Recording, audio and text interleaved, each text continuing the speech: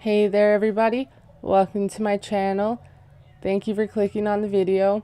If you're new here and you enjoy this, I hope that you'll consider subscribing and leaving a comment and a like. And if you've already done those things, thank you, I appreciate it. Today I want to get into 90 Day Fiancé the Other Way, Season 6, Episode 12, Little Post, Big World. But I think they should have named it Toxic Masculinity. So, on that note, let's just start out with Shekinah and Sarper. They're setting it up for them to be like the main couple we've seen for the last few episodes, and I just cannot relate to them and their issues. But we're going to try. So we start off with them. They're waking up on the couch. Sarper has back pain, of course, because it's an old crusty couch, and I don't know how she thinks that's any better than the bed. I'm sure he didn't confine his activities to one room, but she probably just didn't want to think about that. So they start off by talking to us about how amazing and passionate their, intimate life is, and how loud they are, and how security even called them to turn down the TV. But, it wasn't the TV that was so loud. And, he's still complaining to her. He tells her how terrible sleeping on the couch is.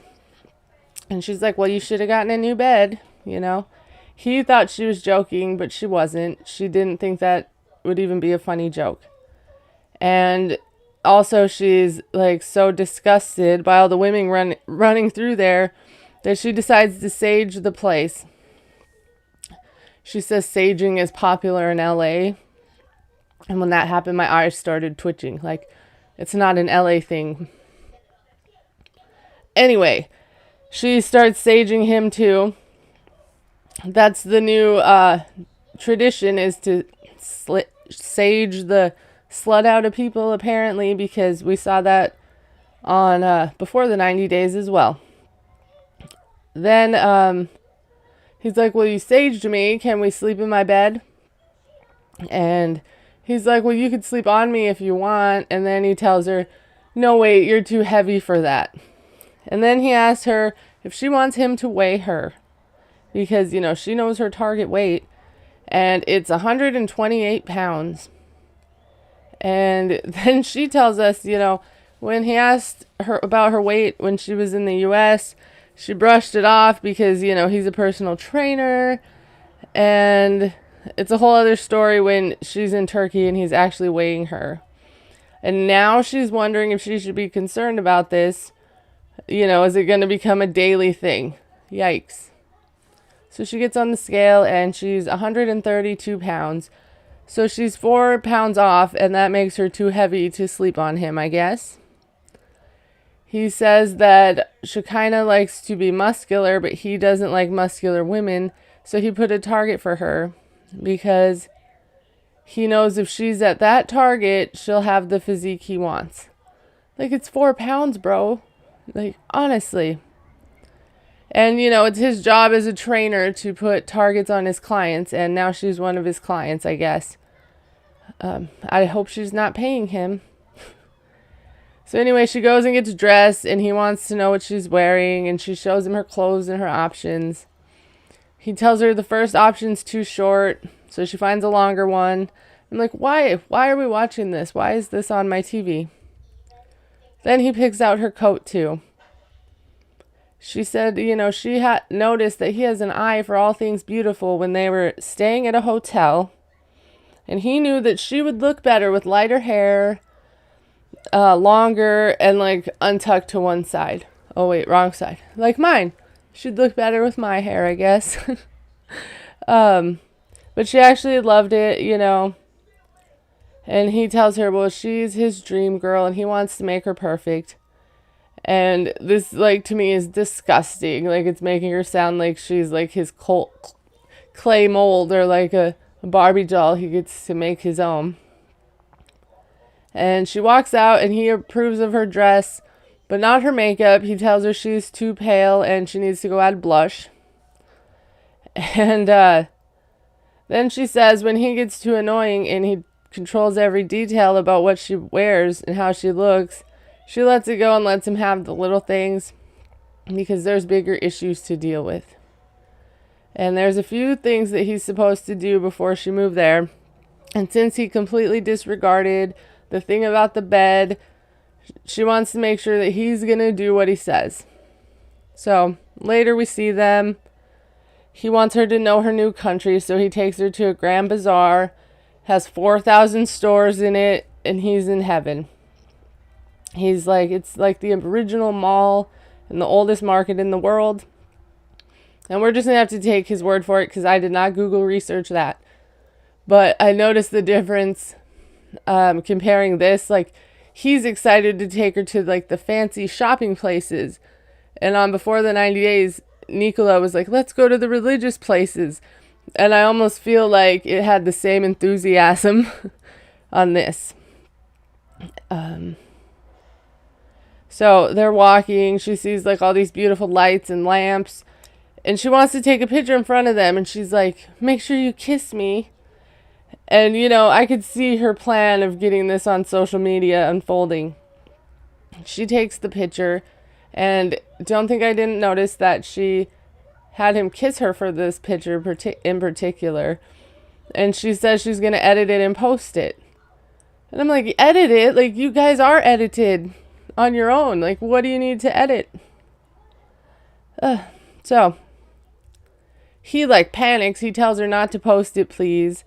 And then she tells us after they started dating, she wanted to post things. He told her to wait until they were together. He's telling her, like, if she posts things, some stuff would happen. Women would come forward and say certain things. And he wants to be there for that when it happens so he can protect her. You know, but she's not buying that. He tells her that he doesn't know why she's so obsessed with posting things. And she doesn't know why he's so obsessed with not posting things. Like, imagine this being your biggest problem in life. Is the world seeing what you post. And the world seeing your, like, I don't know, I wouldn't call him gorgeous, but like chiseled model of a boyfriend from Turkey. And you're like, that's my value, so we need to post it. Like, people have bigger problems, and they probably have bigger problems in their relationship. Like, he's a complete newbie to being around a woman, let alone being in a relationship with one. Like, yeah, he's been around women, but he's never, like, dealt with the woman. It was a brief encounter. So, he brings up that her account isn't private. Everyone can see, you know, and she wants to know what's wrong with that. So, you know, when she posts things, someone can say something about it. She wants to know who someone is, and he doesn't really know. She says it sounds like he has a specific person in mind. And he says, you know, no one in particular. But, you know, there's been a lot of women, and she knows that. And she says it's triggering for her right now because this has happened to her a lot. Guys want her account private and her not posting them. And she knows what it means. And that's that he doesn't want certain women to see her. She tells us she's dated controlling guys before. And they want your account private so other women can't see that and, you know, like your stuff. And controlling men, they always want to hide the relationships so they can be players on the side. And he's slept with thousands of women, so she's not falling for it. She tells him, like, it just sounds to her like he's leaving doors open for these women. And, you know, he needs to be closing those doors. And I'm just sitting here thinking, like, you're at the world's biggest market or whatever. Go buy a bed. You need to be worried about that. Where are you going to sleep tonight? Who cares about this? Well, she cares. Her feelings are valid. But at the same time, get a bed. He tells her he's trying to protect her. And he doesn't want her hearing things about him, you know, that'll change her mind about him. And that sounds like he's protecting himself. She's like, well, what are they going to say? That you were with them last week? He says no. She's like, do they think they're in a relationship with you? And he says, yeah, in the past, but like not in a relationship. And they'll stalk him and they want to know what he's doing. And then he tells us, you know, he did sleep with a lot of girls. Mostly they were one-night stands. But some women are connected too much, and, they like to connect to the man that they slept with or sleep with. And there are some that become psychos and track him down and will stalk Shekinah and all of that. So if she's not private, that'll be a problem. All my stuff is private. It's locked up pretty tight. I don't mess around when it comes to my kids' photos and things. But also, that's like everyone's personal preference. I wouldn't do it if a man told me to do it. That's for sure. So she wants him to explain to her why she had to change her account because he can't make it clear he's in a relationship.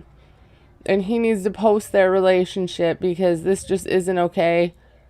And, he needs to post her so people know that he doesn't have a chance with them. And if he wants her to trust him, he needs to do that. She moved all the way over there for him, and he can't make like one little post for her. He wants to know why it's so important, and she says like it makes her feel like he isn't honest. And she doesn't want to be a secret. And if he is with her, he should be with her. And his resistance is raising alarms in her head. He says again, he wants to protect her from things that would hurt her and their relationship. And, what if he loses? And she's like, well, what if you lose me because you didn't make a post? He tells her it's a minor thing and not worth it to lose such a unique relationship. And this guy's all about unique. It's his favorite word. She's unique. Her pictures were unique. I'm unique. The relationship's unique. And she's like, well, if it's a minor thing, why can't you do it? He tells her, he's getting used to a serious relationship still. And she would be fine with that if there wasn't the issue of him being afraid of other women reaching out to her. She just thinks he's shady and that this is player behavior. And I'm like, well, damn, lady, that's all he knows. He's like 43. He's never done anything else. And you're taking on this challenge of teaching this man to be in a relationship. So give him some baby steps, I think. And later we see them. She's still telling us about how she didn't think he was going to fight her so much about posting. And she says, he says that no, it was her. I was right the first time. She says, she does recognize the changes he's made for her. But, given his past, it makes him look like he's hiding something. So they're out on a boat ride. It looks cold. Sarper pulls out a blanket. She's, and he's standing there on his phone. The reason that he did offer her the blanket, but she didn't want it. She seemed to have a coat. So that's good. But he's on his phone, so she's annoyed. And she's like, are you going to be doing that the whole boat ride? And, he's like, what do you want me to do? And she asks him if he's that mad. And he says he isn't. And he tells us that it's silly they're arguing about social media. And that's true. And it's silly that we're watching it. And that she isn't trusting him about girls and he has nothing to hide. So he asks her, is she okay? She's fine. She asks if he's okay. He tells her to check her phone. He posted them. And she says, okay, so you put a picture of us in your stories. She is not satisfied by this and asks him if this relationship is 24 hours like stories are. I'm like, oh my goodness, lady. Just take it. Baby steps. He's annoyed. She says stories are for short moments in your life. And I'm like, says who? The Los Angeles code book of social media posting? Stories means short relationship? I don't know. She says he needed time to decide. She tells him, he needed time to decide. He decided to do a story and not a post. And he's like, be happy with it. And I agree. He tells us he decided to make a surprise for her and he shared a photo and he put a heart on the photo and it's a public announcement of them. And, she isn't happy it wasn't a post. Now, I must say, it didn't really come off as a public announcement. He wasn't like, my girlfriend's finally here. Oh, I got a throat tickle. My girlfriend's finally here. True love. He put like a heart emoji, and, they weren't making out in the picture like she wanted. But yeah, she isn't happy. She wants to post, and he tells her he can't make her happy. She's like, yeah, you can. I just told you how. He tells her, he's trying a lot, and, she's telling him that he isn't. And she's, moving to a different country is trying a lot. And he accepts that that's a big sacrifice, but if they compare past lives, the thing he's doing is more than her. I'm like, okay, it's not good to play this game. Like, it's not a competition of who sacrificed more for who. That'll get you nowhere. And he's like, you know how many girls I've been with in my life, right? And she can't believe he's bringing that up now. And he's like, of 2,500, you're the only one. The only one I chose to be with. And she says that doesn't make her feel special. It actually makes her feel sick. And I agree. Like, if my boyfriend was throwing that in my face all the time, it would make me not feel special too. He tells us she doesn't realize the changes and transformation he has made for her. He really thought she was a one-night stand, and now she's living with him in Turkey. And he's improving day by day, but it's moving fast. And he wants to be more appreciated. But, she's not doing that. And he's like, well, do you want to go back to your country and to leave me? I mean, this is like day one they're together. And she says he's pushing a lot, and he's the one suggesting that she does that. And he was just expecting a thank you about the post, He even used their favorite photo. And she's like, I was expecting a post. Okay, he was, expecting more about his story. Huh? And yeah, she was expecting a post, and she sounds like, to me, those little spoiled girls on that show, My Super Sweet 16.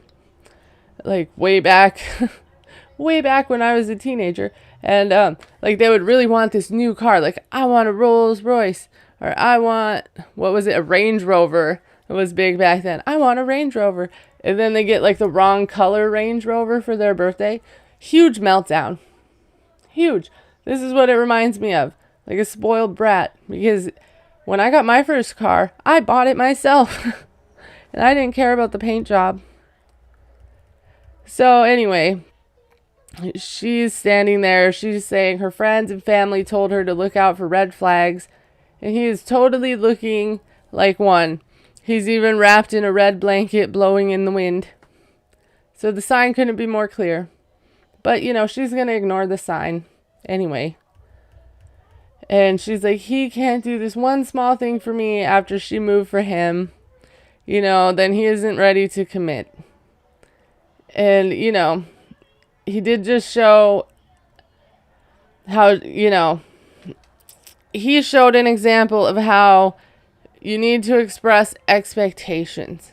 So, she was expecting a written out, nice long post. She didn't say that. She said, put a picture of us on your social media. So then he did it in his way. People aren't mind readers. That's like if I tell my boyfriend, I really want flowers. And he goes to the store and he gets roses. And I'm like, but I like daisies. It's like, I didn't tell him that. So why can I be upset? At least he brought the damn flowers. All right, the next, and I think final stop, I'm not 100%, on Toxic Masculinity Tour 2023. We're going to talk about Danielle and Johan. So we see him, he's working out, and he tells us things with Danielle have been tense lately. Like, oh, you don't say. I am shocked. That's unreal. He says they can't agree on the issues of their future. So he's at the gym with his cousin to, work out, relax, relieve his tension. His cousin said, he looks sad, and he knows why. It's because, and he knows why he's sad. He's like, how's your marriage? You look sad. And, he said when the relationship with Danielle started, she told him a lot of things. And now she wants to live there and have a good life. But he doesn't see it that way. They have a nice apartment, but they're renting. And he told her they can't live renting forever. It's like, well, damn, Johan. He says they've been living there a few months. A few months, and he thought they'd have a house and a car. Like, I don't even think they were married a year at this point. Because at the meeting, she's like, we got married in November. So, I mean, it's pretty impractical to expect a house and a car and a baby within like months of getting married. So they're also renting cars, and I don't know why he adds paying for electricity and internet, because those are like standard even if you own a house. Maybe not the internet in his country. I don't know how that works. But you have to pay your electric. Internet is like one of those, extras, like a perk. If you can afford it. I went many years without internet. So he's not seeing the good life that Danielle promised him. He tells his cousin that he has a friend in the same situation as him. He married an American woman, and she bought him a 4x4 and an apartment just while dating. And he says he told Danielle this, and she called that woman stupid. Estupido. And he said he isn't stupid. She's just helping her husband because she sees her husband needs help. The cousin says, Danielle sold him a dream and he needs to set the record straight. She needs to look at his friend as a boyfriend. He got everything. And they've been together a year, and all Johan got was a dog. It doesn't work like that. Like, there's no things you get for marrying an American woman care package. Okay? Plus, he chose a bankrupt American woman. That's his own fault. He says that, his cousin tells him instead of making his life better, he's going backwards. So what good is his ring anyways? Like, don't you marry someone you love? Like, not because of what they can provide for you. I realize he's married to Danielle and she can be awful. But come on. The cousin also says that the benefits of marrying a foreigner are papers and to have your own home. And if the situation doesn't change, Johan's just going to be nothing but the puppy's babysitter. Johan says that Danielle was aware of his financial situation from the start, and he spent his whole life working there and he has nothing. It's like, well, why? Why is that? Why have you spent your whole life working and you have nothing? And, if Danielle wants to live there, that's fine. But he isn't going to pay rent and rent cars. He's done with that. So I'm guessing, like, in their culture, renting is bad. Like, Danielle's from New York. They rent everything. People don't usually own cars there because of the public transportation. So he says Danielle is determined to live there. So she's the one who should be making the effort to make a good life. And he needs to confront her because she made promises she didn't keep. And she's American, so she should give him the life of a king there. Yikes. Why doesn't she trust you to get you a green card? So later, he says being married to an American woman and staying there in the DR and having nothing is like a horror story. Dominican Republic horror story, I guess. Later we see Danielle and Johan and Gizmo, and they're getting into the car. And she's telling us that Johan has had attitude about how they live lately. And he wants to own everything. He thinks they waste a lot of money renting. She says she knows they need a car, but she thinks it's more financially responsible to rent and have money and save up for things that they actually want. And then, she's talking in the car in English, and her husband doesn't speak English. So I'm thinking, who is she talking to? And then I was thinking, well, Danielle isn't financially responsible anyways. But I realized maybe she learned her lesson and she's not trying to go through that again. I'm sure bankruptcy, blows. So, anyway, the thing here is, I think when they had that meeting where she told him she was just getting him, a visitor, travel, whatever type visa, and not a green card, he's been upset because, it's come look at New York and all this life that you're never going to be able to have because I don't want to live here anymore. Why would you want to go see that? It's like teasing him, you know? It's like you're on a diet and you walk by the cake factory or Willy Wonka's chocolate factory and you can't go in, you know? You don't have a golden ticket. He don't have a golden green card. He's not going to be able to stay. So, yeah, he's mad because you're just trying to tease him and power play. But all he's saying is wrong about, like, their expectations of marrying American women and them basically being their sugar mamas because apparently all of us are filthy rich. So, great. But anyway, today Danielle and Johan are going to check out a car. She feels like it's not the first thing that they should invest in, but she's always going to go and look at things he wants and, you know, pretend it's an option. And, you know, maybe they'll find a good deal. So they get there.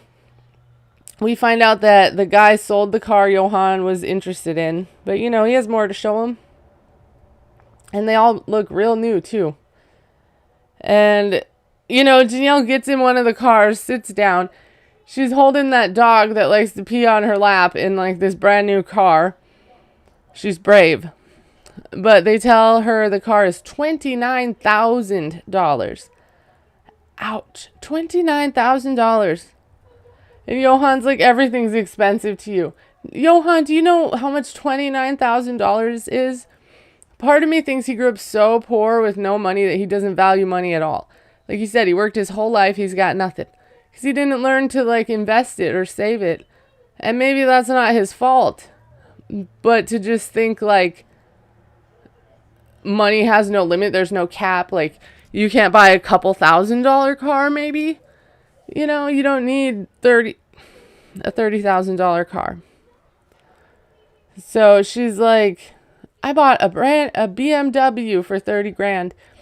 And he's like, 3 years ago. Where, in your country? And, you know, I'm like, well, don't worry. They probably repoed it because 30,000 is a lot and she couldn't afford it then and she can't afford it now. So the car salesman, like, realizes she isn't buying that. So then he takes her to some other cars that I assume are cheaper, okay? He took her to see some cheaper cars because 29 was outrageous. He goes to start the car. It's not starting. It's dead. It's ceased to live. And he's like, oh yeah, it's a good car. The battery's just dead. She's not buying it. I wouldn't either. Be like, no thanks. That's like a huge sign. You know, Danielle believes in signs. Like, I do agree they should maybe buy a car because, you know, renting seems unnecessary when you could probably pay the amount monthly that you're paying for the rental on a car payment. But then this man says he wants $32,000 for the car that doesn't start and needs a new battery. And I don't know why he would take her to the more expensive ones after she about fell over when she heard $29,000. And, you know, I assumed he took her over there because they were cheaper. And the joke was on me because that was not the way it went. She says she's not buying a car that doesn't even start. And Johan's like, that's normal. It happens when they sit for a while. And, like, why doesn't Danielle understand that? And then she tells us it's only $30 a day to rent a car. They don't need a car every day. So I guess finding out if a car would be the right idea is like, how much do we spend on renting a month? Like I just said. She also says that they should spend money on a house or a surrogate first. And I still have a problem with this. Like, she won't let him get a green card and move to America because that's too much trust. But she wants to get a surrogate. Did she say surrogate or egg donor? She must have said surrogate because that's what I typed out. Now she wants a surrogate. That's more than the egg donor. So then they're there. Danielle tells the salesman to kick rocks. She wants to talk to her husband. And she's like, do you think $30,000 is okay for these cars? He's like, yeah, the cars look good and that's the price. And she's like, well, do you have $30,000? And he's like, well, if I did, I would buy it. And, you know, this is more of, he thinks like, if you're American, you just have $30,000. And she asks him if he thinks that she has 30 grand in her account. And he says he doesn't know. And she's like, yeah, I definitely don't. Like, he knows nothing about their finances, how much money she has, what he's working with. So he's like, just buy it. He feels like she's intentionally not buying a $30,000 car to punish him when he was supposed to get this car in his American lady husband care package. And he didn't get it. She says to us, there's an expression where your eyes are bigger than your stomach. And she just feels like Johan's eyes are bigger than, his bank account. He tells her, she wants to live there.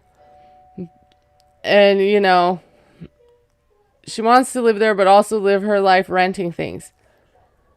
And he says, okay, so that's not stupid? ? Great, perfect. And she says she makes sound financial decisions at this stage in her life, and she's not buying a car with 30 grand she doesn't have, which is why I think maybe she learned a little bit from her bankruptcy, People can be taught. He thinks that it's because it isn't his money, and if it was, he would think differently. So she thinks that if it was Johan's money, he wouldn't feel this way. Like, just throw it. Fun coupons.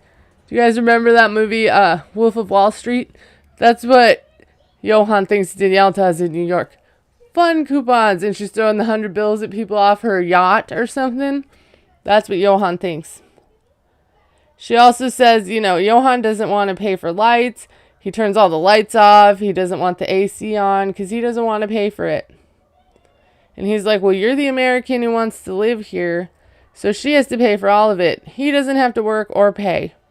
Half and half, like she says, which makes no sense because regardless of if she lived there, he's going to have to work to live. Like, he shouldn't just expect, like, oh, you moved here, I'm done. Because if he went to America, she'd be supporting him there too. He tells us, like, in his country, there are people who, don't have enough to eat. She doesn't want him to get his papers so he can go to her country and work. So she can do all of it if she wants to be there. In the U.S., there's more opportunities and money goes a longer way. But she wants to live her life in the DR, so she's going to have to pay for it. It's like, well, wait, mother effer. You still have to pay for yourself. Like I just said, like, you don't have no bills now. Like, what happened to you supporting your whole family? Who knows? So then she's like, well, what job would you have that you could pay for everything in America? He doesn't know, and she's, kind of being an ass, but he deserves it a little bit. And she's like, where are you going to get a job? You don't even know English. And she tells us he thinks, he has an American wife who will completely support and enable him, and he's picked the wrong one. She isn't interested in having a kept man, and she made that clear. And she tells him that, he's crazy, she isn't paying for everything, and they're not going to America. Those things are not possible. So he needs to brainstorm another plan.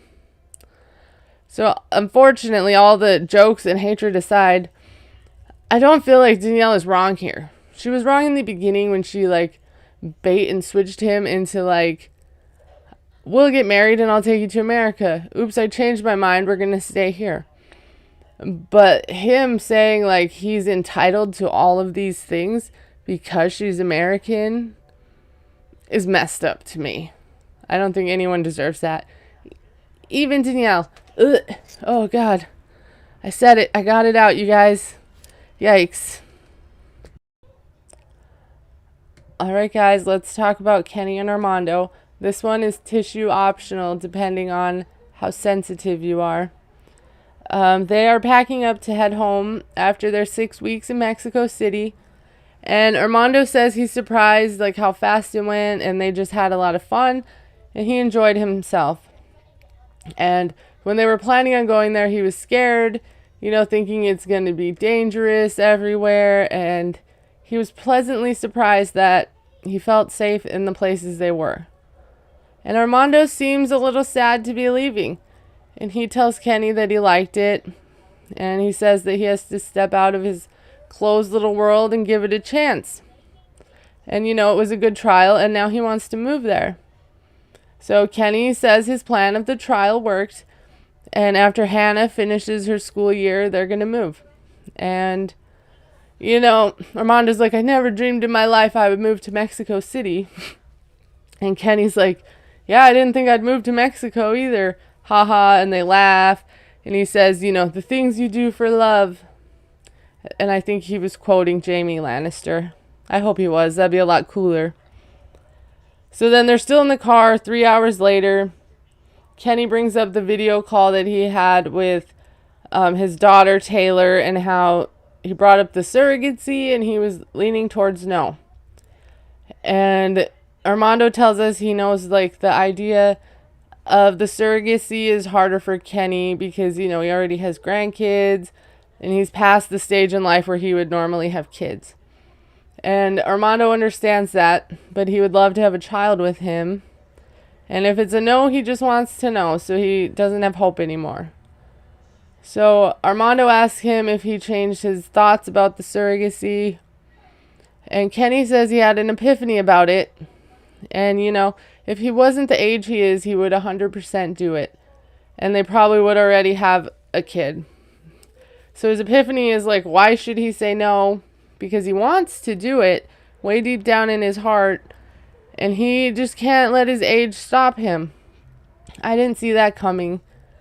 And he says he wants all of Armando's dreams in life to be fulfilled if possible. And if he can do that, he wants to. And Armando's over the moon. He's so happy. And Kenny tells us he was up all night thinking about it. And he told Armando he would have an answer by the time they left. And this is the best part. He said he never let anything stop him from doing anything before. He never let hurdles and unknowns stop him. And he's crying. And I know he's thinking about his choice to have his kids, his son, and then his triplets. And how he had everything going against him there too, but he fought for what he wanted. So I think that's very Kenny of him to get a surrogate at 60. And it's scary, but he knows he can do anything. Having Armando makes it possible. So yeah, he wants to go through with it. And I really, really, really hope that when they do, we get to see it, because I need to see that in my life. So the actual title of this episode should have been Two Toxic Masculines and a Toxic Feminine. And we're going to end off with her. So we're going to talk about Kimberly and TJ. Back where we left them off, mid-fight, as usual. TJ saying he's really done with this. She's crying. He's like, you ruined my achievement of meeting her parents, and they were happy and smiling, and he couldn't even enjoy it. Poor TJ. Last night when he met her parents, she was rude the whole time. And since she's arrived, she's done bad and then worse things day by day, and she's just broken him. Then she starts telling him she messes up a lot, and she won't say she doesn't because she does. And she just wanted him to understand how she felt in the moment, and she's sorry, and if he feels this relationship isn't salvageable. And she loves him. So she's groveling right now and begging because she knows that she messed up with her little temper tantrum. And he tells her that he doesn't know what the future looks like because the last 6 days have just shattered him. He feels devalued. And she's like, I don't want this to end over stupid fights. And, because he's the one she wants. And he's like, yeah, I'm disappointed about this. And she can cry, and she's just telling him now that he has importance in her life. He didn't feel that he was important yesterday, and there's no point in staying together when the other's actions always make the other person sad. And TJ's out here, he's spitting facts. He's telling her like it is. And she's like, I'm sorry I didn't treat our relationship better, And then she says the worst thing, and this is why she's toxic. She didn't think he would break up with her because every time he tries to run, or she tries to run, he would say, it's up to her, do what she wants. So she made it seem like she felt she could do anything. She could act terrible. She could text him constantly till 2 a.m., even when he tells her he's going to bed and he wants to talk tomorrow. And instead of respecting his boundary and the space he needs to process what you did to him, you freak out because you don't think he's actually going to leave you. He should leave you just because of that. No one should treat you like crap because they think you're too weak to leave you or too weak to leave them. That's what it is. And she says she must have subconsciously felt like he wouldn't break up with her. Then she's like, you've touched me in a way that, she can't do anything without his influence in it. And he taught her to believe in herself, and he's just everything to her. And she wants to give it a fair shot, and she doesn't think that she has. And, if he can forgive her, she wants to prove to him that she can do this. He tells us, he really loves her, but sometimes it's hard to make her happy. It's impossible even. And things like that aren't worth the struggle. He says he wants to tell her one thing, he loves her always, and he always will, even if they aren't together. He tells her she's his manifestation, but not all the chaos. Have you ever heard the saying, be careful what you wish for? If you don't properly know how to manifest things, they're going to come out differently than you expected. It's kind of like a genie wish, Or like the Midas thing. Everything I touch will turn to gold. But it was really a curse, And he's manifesting this woman, but he doesn't know her issues. He just saw her pretty face online. He didn't know what he was going to get. So yeah, he did manifest her. But sometimes that manifests into a lesson. Because you think you know what you want and you don't. He says in the future they need to think about this. And she's like, oh, so there's a future? He's like, yes, there is. And we're getting married in 2 days. Because her big crying speech worked on him, He felt bad. So she's happy, she's crying. She tells us she doesn't know what she would do without him. All the futures she sees for her are them together. So there's a lot she's going to do to keep him around. Even suck up to his family. Now they're all lovey-dovey on the phone saying goodbye. And, he fell for it. As we saw in the preview, they're going through at the wedding. And despite that I don't want them to get married, I am so excited to see an Indian wedding because they are so pretty. I love the colors.